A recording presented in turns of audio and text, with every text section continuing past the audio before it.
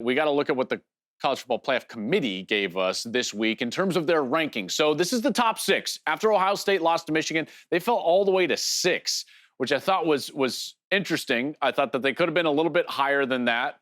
Ohio State, Texas, which is actually below this, all with better resumes than Oregon. I don't think anybody would actually say Florida State is one of the 4 best teams in the country right now with the Jordan Travis injury. So there's a lot of inconsistencies right now with the College Football Playoff Committee just in their top 6. Washington stays in there at 3, and obviously Georgia and Michigan at 1 and 2.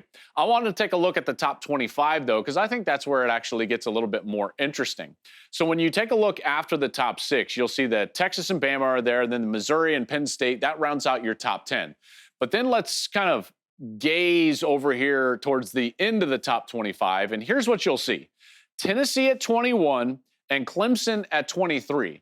Now, you might be thinking to yourself like, yeah, that's probably fine, and you know what? Fair enough. What you don't see is a team like Utah, which has a similar record to those teams and probably has a better resume than both Tennessee or Clemson. In fact, if you looked at this committee's top 25, and you put it up against what a simulated BCS standing would give you, here's what you'll find, is that there are 2 teams that are severely overrated by the committee as it relates to what they would be in the BCS. And that is Clemson, that's a +6, and Tennessee +4 in terms of spots ahead of where the BCS would have them. And remember, the BCS has a lot more inputs into that equation. In fact, you could say that there aren't anomalies. There are not outliers in a BCS equation, but now there are outliers. Well, why does that matter?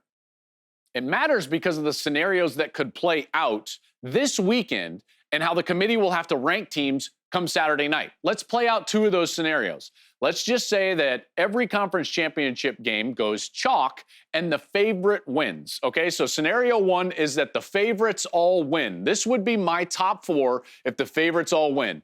Georgia would beat Alabama. Michigan would beat Iowa. Oregon would beat Washington. Texas would beat Oklahoma State. And Florida State would beat Louisville. Now, in that scenario, I think that the best 4 teams in the country would be these 4 teams. In fact, I think that this is the best 4 teams that we could possibly get into a playoff. Georgia, Michigan, Oregon, and Texas. Now, do I think that's what the committee would do? Probably not, but this is what I would do. This is really best case scenario for college football fans, at least in my estimation. All of these teams would be champions. This would be the 4 best teams in the country. Let's move to another scenario, and then this is where it really gets dicey as it relates to that top 25, and let me show you why. The next scenario would be if all the favorites plus Bama win. So chalk happens, so you got Oregon win, Texas win, Michigan win, Florida State win, but Bama beats Georgia. What happens then? It's kind of chaos for the College Football Playoff Committee. They've got to figure out what they're going to do. The one team that we know would be in would be Michigan. After that, I'm not sure, to be quite honest with you. Here's what I do know, though, is that if Alabama were to stop a 29-game winning streak and beat the 2-time defending national champions and win the SEC as a team that went undefeated through the SEC season, remember, their one loss was in the non-conference to Texas, Alabama would be in.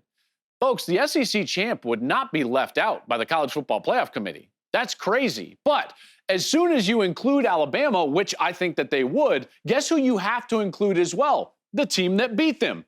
So Texas, in that case, I think would go and probably get the number 2 seed because remember, they would have a win at the SEC champ home stadium in Tuscaloosa. The last spot is where it would get interesting. It would be Oregon, Georgia, and Florida State. And in this scenario, I think Oregon would probably get the benefit of the doubt, but I'm not totally sure. And the reason is I want to go back to the top 25. In that case, you would have Oregon, Georgia, and Florida State, and yet the resumes would be made up with teams like Tennessee and Clemson and not Utah. So this is why the rankings in the back end really matter. If we get a scenario where there's one more spot left in the college football playoff, and you've got Georgia as a non-champ, Florida State as a champ, and Oregon as a champ, it's going to matter where Tennessee is ranked and where Clemson is ranked and where Utah is or is not ranked. That's why we need more variables. That's why we need to fix the committee. That's why you can't have outlier rankings determining exactly who gets in to the top 4. I'll keep saying that until we change, but you know what? Doesn't seem like we're changing anytime soon. Some fun scenarios coming down the pike, there's no doubt. Hey, thanks for watching. If you enjoy that clip, make sure you click subscribe somewhere down here. From game highlights to exclusive interviews and rankings, we've got everything you need as a college football fan right here, College Football on Fox.